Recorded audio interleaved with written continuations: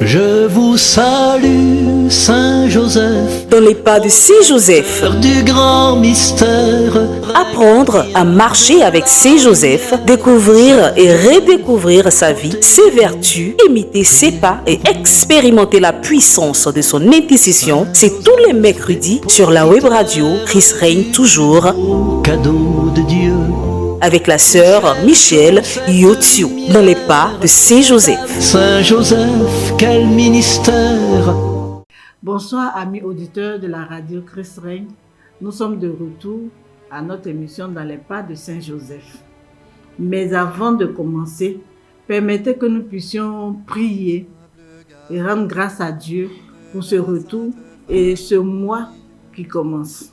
Au nom du Père, du Fils et du Saint-Esprit. Amen. Glorieux Saint Joseph, aide-nous à rendre grâce au Seigneur pour le mois de juillet qui commence et le mois de juin qui s'est achevé. Nous lui disons merci pour tout ce qu'il nous a permis de vivre.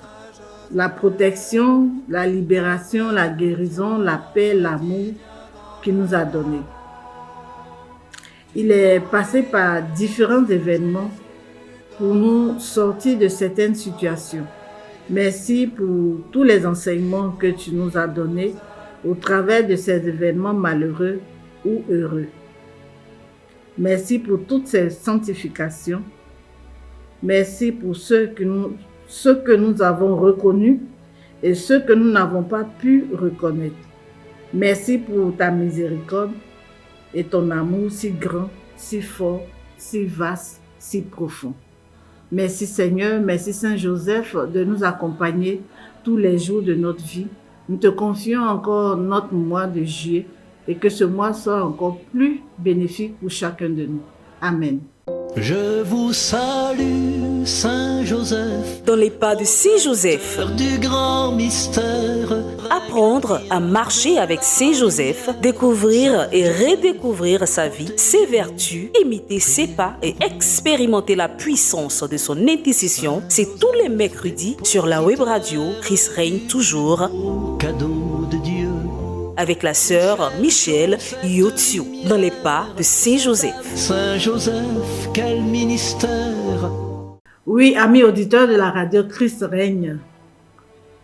Dans les pas de Saint Joseph, une émission qui se veut éducative, une émission qui se veut motivante, une émission qui va nous permettre de faire toujours un pas vers notre Seigneur au travers des vertus de notre papa Joseph.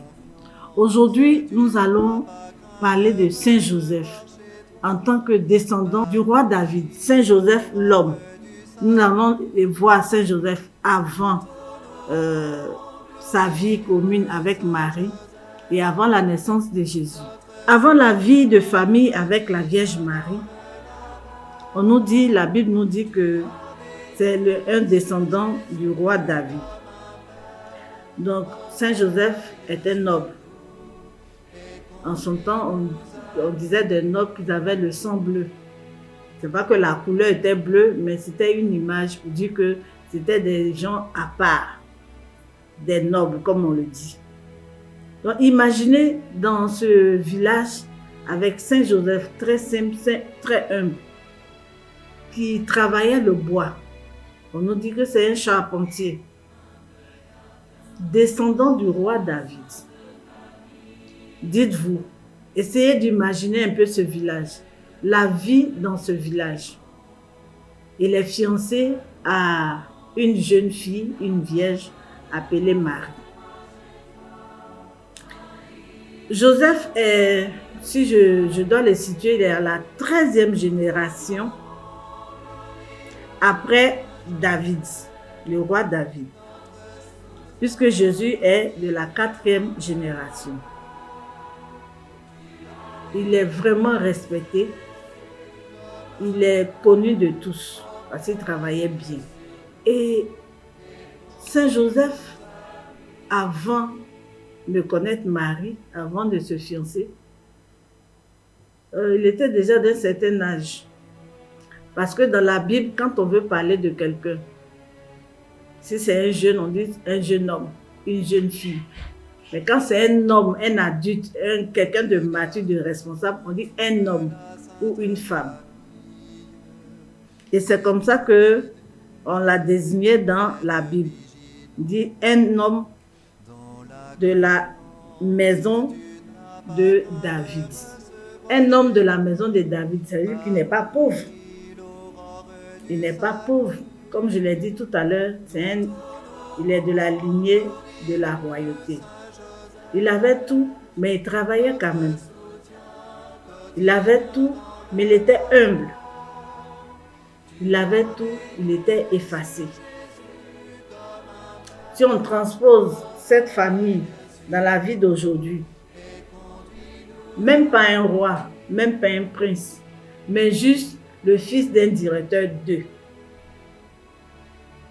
Imaginez un peu ce qui se passe dans le village. C'est moi. Tu sais qui je suis? Il est toujours en train de se faire voir. Le bruit autour de lui. Quand on parle de bruit, vous savez déjà, on a plusieurs fois défini ce qu'on entend du mot bruit dans la Bible. Mais Joseph n'est pas de ce genre-là. Et imaginez toutes les familles où il y avait une jeune fille à marier. Toutes les familles vont se précipiter, vont essayer de poser la candidature de leur fille. Puisqu'avant, ce n'était pas les jeunes qui se rencontraient et qui décidaient de sortir ensemble, de se marier. C'est les familles qui essayaient d'harmoniser tout cela. Donc, imaginez combien de familles sont allées vers Joseph, vers la famille de Joseph pour dire, voilà, on a notre fille qui est en âge de se marier, on aimerait que ça soit ainsi de suite. Mais Dieu avait déjà tout planifié. L'Immaculée Conception.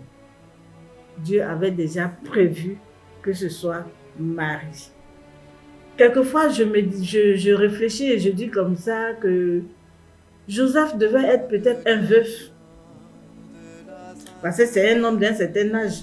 Un homme qui n'est pas marié jusqu'à cet âge, c'est pas possible. Donc je me dis comme ça que Joseph devait être veuf. Donc il connaît déjà ce que c'est. Il s'est déjà marié. Et il veut convoler à un deuxième noce, comme on le dit. Et Marie a été choisie pour... C'est vrai que la Bible ne nous donne pas tous les détails autour de la vie de Joseph. Mais on peut quand même imaginer par rapport à ce que nous avons lu dans la Bible, ce que nous savons des hommes de ce temps-là. En ce temps-là, la polygamie était acceptée. On a vu Abraham avec ses 2 femmes, même si à l'après il a répudié l'autre. Mais on a vu d'autres, même le roi David avait aussi plusieurs personnages, plusieurs personnalités, avec plusieurs femmes. Mais pourquoi Joseph n'avait pas de femme? C'est pour cela que je me suis dit qu'il est veuf. Vu son âge, il devait être veuf.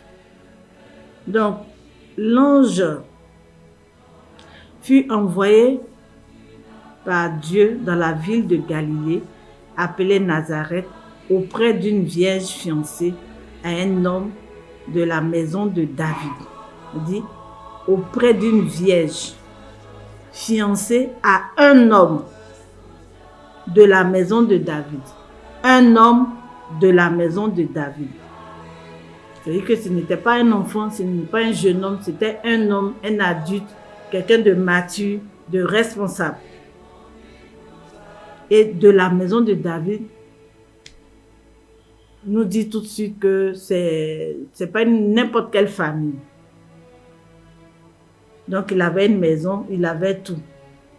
Après, qu'est-ce qui s'est passé pour qu'il n'y ait pas de maison pour lui? On verra tout ça après. Donc, notre papa, notre ami, Joseph, a été choisi pour épouser Marie. C'est pas fortuit. Dieu ne fait rien au hasard. Tout a été planifié. quand on parle du métier de Saint Joseph, un charpentier, la charpente, c'est quoi? C'est l'ossature de la maison, la toiture de la maison.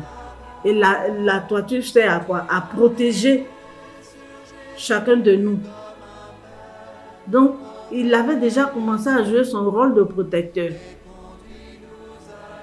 à travers son métier. Et il travaillait quoi? Le bois. Il a appris le métier du bois à Jésus. Jésus est mort sur quoi? Sur du bois. Donc déjà, Jésus connaissait le bois. Tout est planifié, tout est vraiment orchestré pour que tout soit conforme à la volonté de Dieu. Donc, quand Marie a reçu la visite de l'ange, imaginez toujours, elle est fiancée à un homme, pas un enfant, à un homme. Et comment on dit ça? Le respect était de mise en ce temps-là. Elle ne pouvait pas faire quelque chose sans informer la famille ou bien son fiancé. On nous dit qu'elle allait précipitamment chez sa cousine, c'est vrai. Mais précipitamment, pourquoi? Pas parce que quand l'ange a fini de parler, net, elle a couru, elle est partie, je ne pense pas. Elle a prévenu la famille.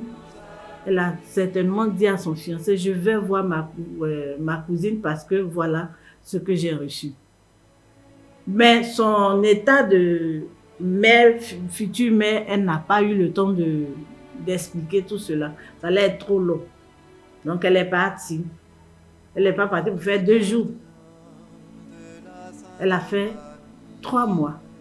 Donc elle ne pouvait pas se lever comme ça, partir sans dire à quelqu'un. Elle a prévenu son fiancé qu'elle partait aider sa cousine qui était enceinte. Et lorsqu'elle est revenue, on dit qu'il a su qu'elle était enceinte. On ne nous a pas dit si c'est quelqu'un qui allait informer ou pas. Sûrement qu'il l'a vu, puisqu'il était déjà marié. Peut-être qu'il a eu des enfants. Donc il a observé l'état d'une femme. Même s'il n'a pas été marié, il y a des femmes dans sa famille. Et ils ont discuté ensemble. C'est ce que j'ai compris. Ils ont échangé. Mais Marie, qu'est-ce qui se passe? Tu allais faire 3 mois et tu reviens, tu es enceinte? Comment ça s'est passé? C'est là qu'elle va expliquer ce qu'elle a reçu comme message de l'ange avant de partir vers sa cousine. C'est vrai, il est pieux, il est croyant.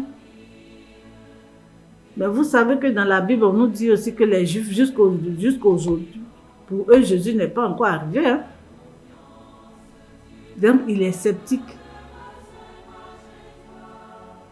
Bon, ok, si tu le dis. Mais jusque-là, ce n'était pas très clair dans sa tête. Donc, il va méditer. Il va penser à tout ça. En ce temps-là, si tu commets un péché comme l'adultère et autres, tu es lapidé à mort. Mais il s'est dit, attends, c'est pas moi qui l'ai enceinte.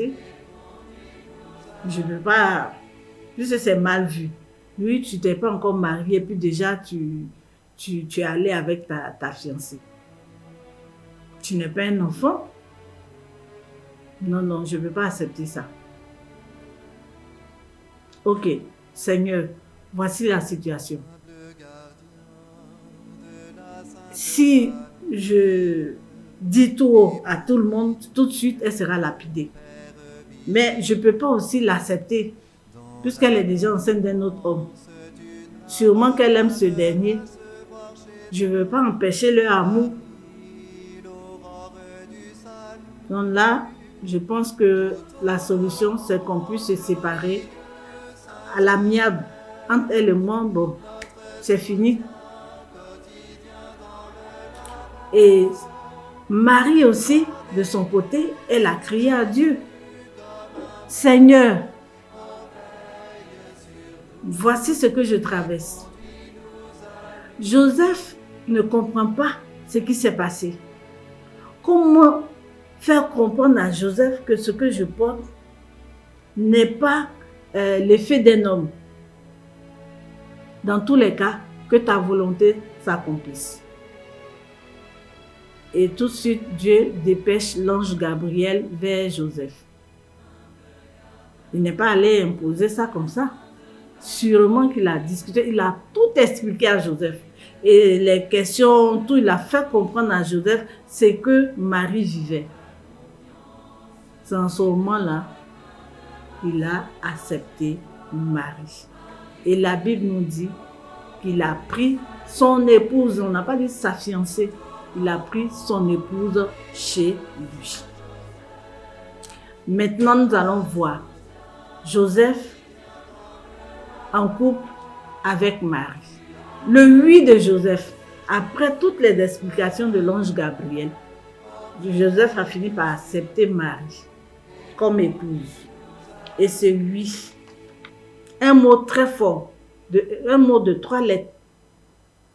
Marie a été la première à dire oui et Joseph le deuxième a dit oui. Et quand il a dit ce oui, il a été comblé de grâce. Comblé de grâce, c'est quoi? Le Saint-Esprit est venu en lui. Il a reçu tout. La force, le courage, vraiment tout pour mener à bien sa mission.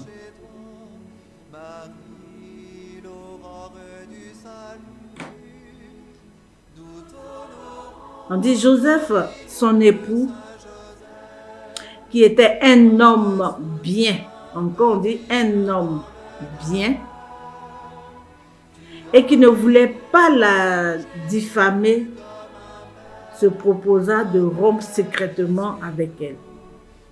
Comme il y pensait, voici un ange du Seigneur lui apparaît en songe et dit, Joseph, fils de David, ne crains pas, ainsi de suite, ainsi de suite.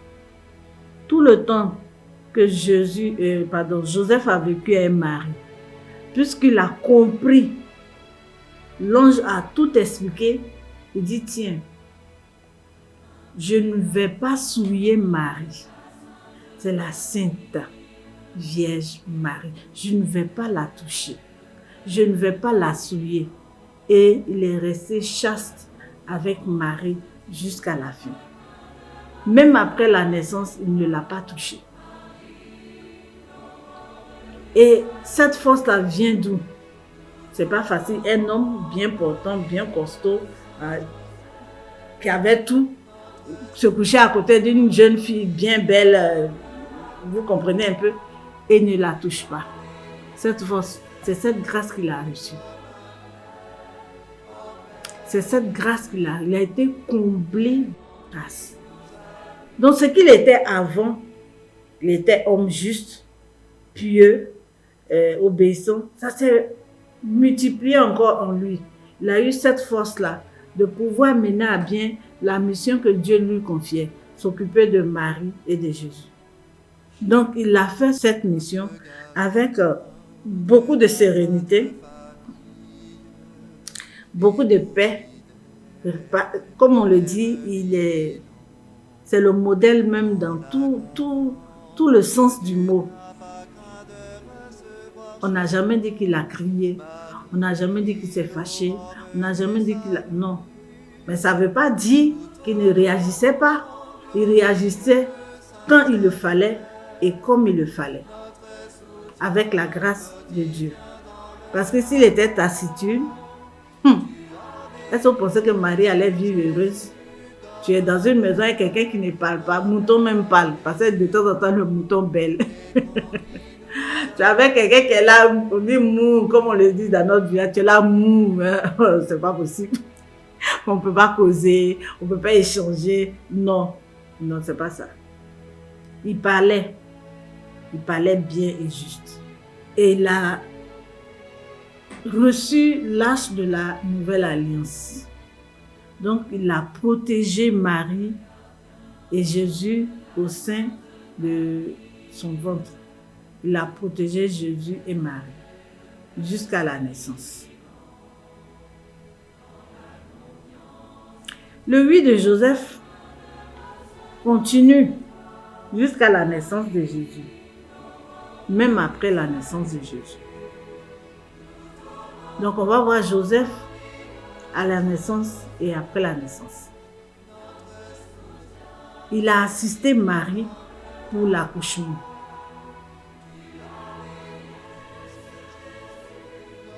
Il devait être choisi comme saint patron des sages-femmes. Parce qu'il n'y avait personne, ils étaient tous deux. Mais je vais faire un retour en arrière avant l'accouchement. On a dit, Joseph était de la maison de David. Vous vous rappelez, non? Et voilà, Joseph qui va pour le recensement avec sa femme. Et il n'y a pas de maison pour les héberger. Vous trouvez ça normal? Il y a quelque chose qui ne va pas. Je dis, mais attends, qu'est-ce qui se passe? Et chaque fois quand on fait cette lecture, surtout en décembre, là, chaque fois, la question me revient. Je dis, mais attends, il est de la maison de David, c'est un noble. Il arrive chez lui, il n'a rien. Même pas un hangar même pour s'asseoir. Moi, je ne comprends pas.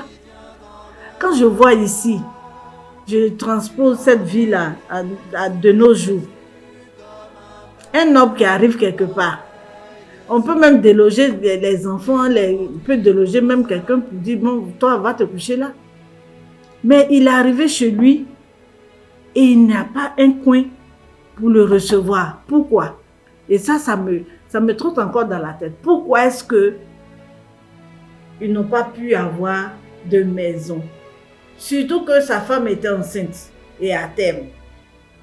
Même si lui, on ne veut pas s'occuper de lui, mais la femme.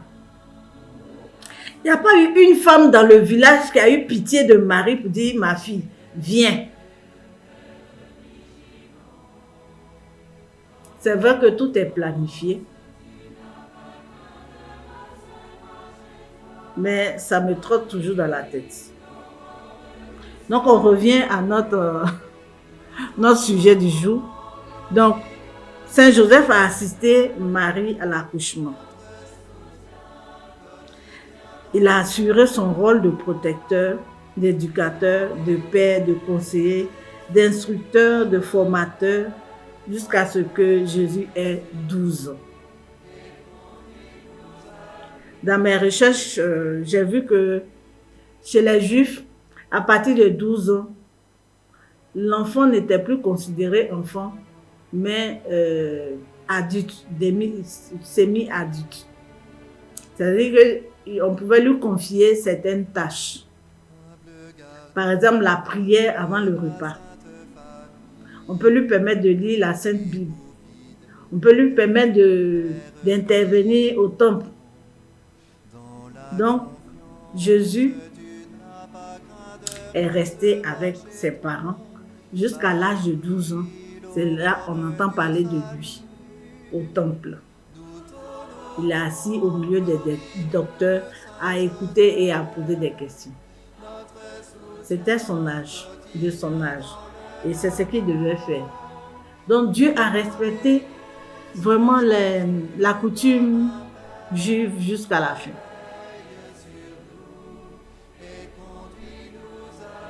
Donc ce qui veut dire que quand ils sont revenus à la maison, c'est Jésus maintenant qui s'occupait de ce genre de tâches. Prier avant de manger, prier avant d'aller au lit, ainsi de suite. À partir de ce moment, on n'a plus entendu parler de Joseph. Et pourquoi? Donc, qu'est-ce que Joseph faisait pendant ce temps? Ce que j'ai appris par mes recherches, Jésus était... C'est vrai que Joseph enseignait les coutumes, les us et coutumes de la religion juive des Juifs, mais Jésus aussi préparait Joseph, puisqu'il était d'un certain âge, préparait Joseph à franchir, à terminer sa vie sur terre, à le préparer à la rencontre de notre Seigneur.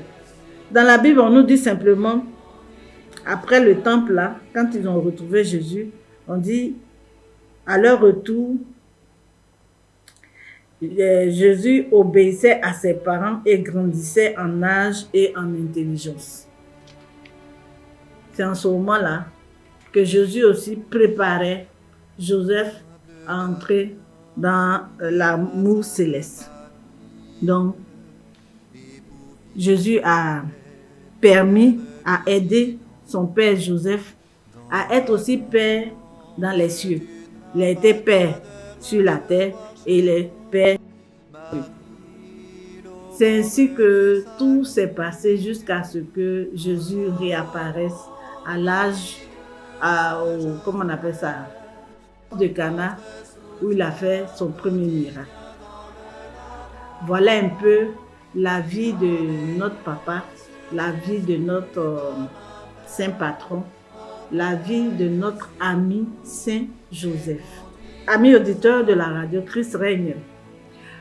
Après ces quelques recherches faites de la vie de Saint Joseph, je pense que vous allez comprendre la suite, comment, pourquoi et qu'est-ce qui va se passer par la suite.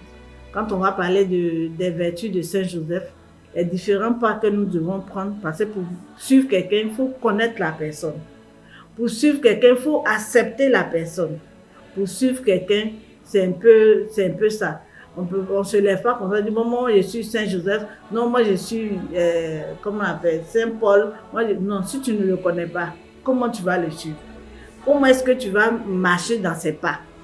Parce que il met un pas, tu dois mettre ton pied dans ses pas, mais tu ne vois pas. Comment tu vas mettre ton pied dans ses pas? Donc je vous invite, frères et sœurs, à rechercher, à connaître Saint Joseph. Et cette émission a été créée pour ça, pour nous aider à le connaître et à pouvoir le suivre. Donc Saint Joseph est un homme bon, un homme juste, un homme obéissant, un homme de silence, un homme fidèle, un homme mature.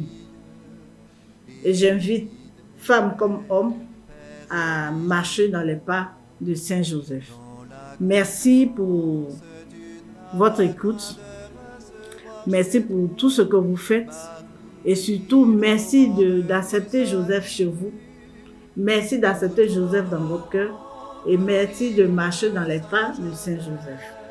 Pour terminer, nous allons faire cette courte prière avec Saint Joseph pour lui confier notre mois de juillet et lui confier aussi nos différentes émissions. Saint Joseph, avec toi, pour toi, nous bénissons le Seigneur. Il t'a choisi entre tous les hommes pour être le chaste époux de Marie, celui qui se tient au seuil du mystère de sa maternité divine et qui, après elle, l'accueille dans la foi comme l'œuvre du Saint-Esprit. Tu as donné à Jésus une paternité légale en lien avec la lignée de David. Tu as constamment veillé sur la mère et l'enfant avec sollicitude affectueuse pour assurer leur vie et leur permettre d'accomplir leur destinée. Le Sauveur Jésus a daigné se soumettre à toi, comme à un père, durant son enfance et son adolescence, et recevoir de toi l'apprentissage de la vie humaine. Pendant que tu partageais sa vie dans l'adoration de son mystère, tu demeures auprès de lui. Continue à protéger toute l'Église, la famille qui est née du salut de Jésus. Protège spécialement ce peuple qui s'est placé sous ton patronage. Aide-le à s'approcher à son tour du mystère du Christ dans les dispositions de la foi, de soumission et d'amour qui ont été les tiennes. Regarde les besoins spirituels et matériels de ceux qui recourent à ton intercession, en particulier des familles et des pauvres de toute pauvreté. Par toi, ils sont sûrs de rejoindre le regard maternel de Marie et la main de Jésus qui les secourt. Amen. Merci, amis auditeurs de la radio Christ règne. Nous vous donnons rendez-vous la semaine prochaine à la même heure. D'ici là, pour ceux qui n'ont pas encore l'application, vous tapez Play Store, vous écrivez Radio Christ règne et vous aurez l'application sur votre portable pour pouvoir suivre les émissions tous les mercredis à 20h et la rediffusion vendredi à 17h30. D'ici là, portez-vous bien et bonne journée, sinon bonne fin de journée, puisque nous sommes le soir, et à la semaine prochaine. Bye bye. Je vous salue, Saint Joseph, Dans les pas de Saint Joseph, du grand mystère. apprendre à marcher avec Saint Joseph, découvrir et redécouvrir sa vie, ses vertus, imiter ses pas et expérimenter la puissance de son intercession, c'est tous les mercredis sur la web radio Christ règne toujours, Cadeau de Dieu. avec la sœur Michel Yotiou, dans les pas de Saint Joseph. Saint Joseph, quel ministère